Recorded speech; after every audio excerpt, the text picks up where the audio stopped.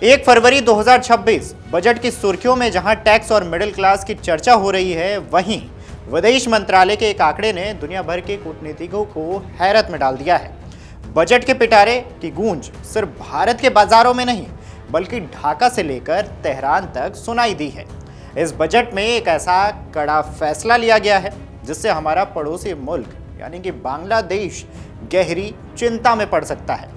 रिश्तों में आई तल्खी का असर अब आंकड़ों में दिखने लगा है।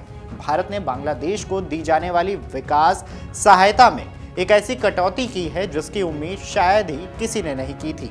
वहीं दूसरी ओर ईरान के चाबहार बंदरगाह को लेकर भी एक ऐसा ब्लैक होल सामने आया है जिसने भारत की कूटनीति पर सवाल खड़े किए हैं।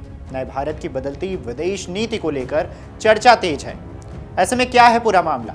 नमस्कार, मेरा नाम तन्मय है और आप देख रहे हैं अमर उजाला। दरअसल सबसे पहले बात उस झटके की कर लेते हैं जिससे पड़ोसी मुल्क सन्न है, परेशान है। विदेश मंत्रालय के बजट में इस बार सबसे बड़ा गाज बांग्लादेश पे गिरा है। आंकड़ों के मुताबिक बांग्लादेश को दी जाने वाली सहायता राशि में 50% की भारी कटौती की गई है। प्रतिशत के मामले में यह इस बजट की सबसे बड़ी सर्जिकल स्ट्राइक मानी जा रही है। हालिया समय में बांग्लादेश के साथ रिश्तों में आई तल्खी किसी से छिपी नहीं है। सत्ता परिवर्तन के बाद जिस तरह से समीकरण बने, भारत ने अब अपनी चेकबुक डिप्लोमेसी पर लगाम लगा दी है। सरकार ने साफ संदेश दिया है कि विकास के लिए मदद तभी मिलेगी जब रिश्ते और सुरक्षा के हित समान होंगे। मालदीव और म्यांमार के बजट में यानी कि 50-50 करोड़ की कमी इसी रणनीति का हिस्सा है। बजट की सबसे चौंकाने वाली बात रही है चाबहार बंदरगाह के लिए आवंटित राशि, यानी कि साल 2026-27 के लिए इस कॉलम को बिल्कुल खाली छोड़ा गया है। साल 2025-26 में इसके लिए 100 करोड़ रुपए रखे गए थे, लेकिन अब यहां सन्नाटा है। सवाल हो रहे हैं कि आखिर ऐसा क्यों? इसके पीछे अमेरिकी राष्ट्रपति डोनाल्ड ट्रंप की वो धमकी मानी जा रही है जिसमें उन्होंने ईरान के साथ व्यापार करने वाले देशों पर 25% अतिरिक्त टैरिफ लगाने की बात कही थी। भारत पर पहले ही 50% टैरिफ का बोझ है। विपक्ष इस पर सवाल उठा रहा है।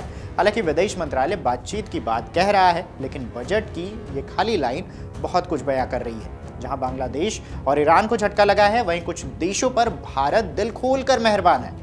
मंगोलिया के बजट में 5 गुना की ऐतिहासिक वृद्धि देखी गई है। भारत अब मध्य एशिया में मंगोलिया को अपना सबसे मजबूत स्तंभ बनाने की ओर बढ़ रहा है। भूटान से लेकर श्रीलंका और बांग्लादेश से लेकर अफ्रीकी देशों तक की मदद के लिए राशि का ऐलान किया गया है। अमेरिकी देशों के आवंटन को सीधे दोगुना किया गया है। सरकार इसके जरिए दक्षिण अमेरिका में अपने संबंधों को प्रगाढ़ करने पर जोर दे रही है।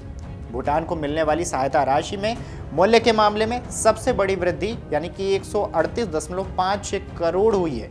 हालांकि प्रतिशत के लिहाज से अगर इसको देखें तो 6.44% है। वहीं अफ्रीकी देशों की बात करें तो 225 करोड़ और सेशल्स 19 करोड़ के बजट में कोई बदलाव नहीं किया गया है, यानी कि यह पिछले वर्ष के बराबर स्थिर है।